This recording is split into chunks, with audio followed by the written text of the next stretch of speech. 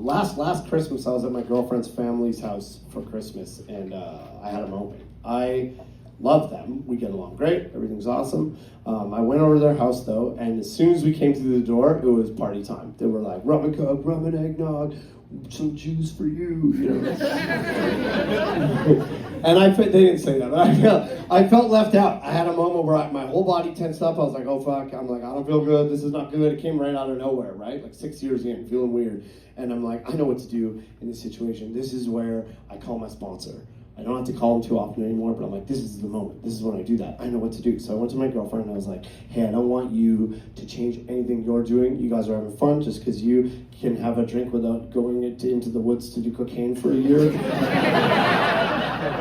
It doesn't mean you should stop. Right? And she was, and because we could this, and she was like, okay, I can do that, no problem, because we're good communicators, right? You know, fucking therapy, fellas.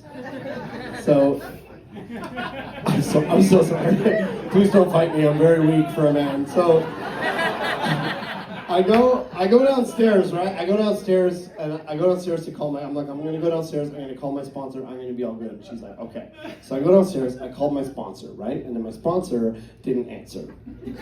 Okay. It was Christmas Eve. He was probably out drinking somewhere. Okay. So I'm like, that's okay. You got this. You've been doing this a long time. You're good, right? So I sit down on the bed. I give myself a little pep talk. I'm like, you're going to be fine.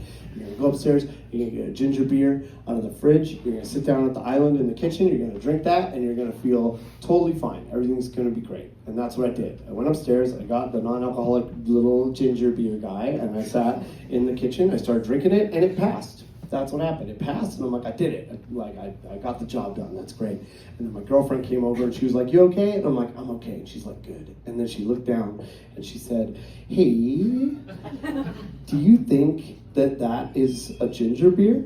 And I looked down, and I had drank half a cider. And then the whole family looked at me, and they were like, is he going to kill us? And then I said, everybody chill out. I'm like, we have a saying like this in recovery. We have a saying about this. If you're having a hard time, you call your sponsor. And if your sponsor doesn't answer, you have half a cider. And it worked. That night, drinking really did solve all my problems.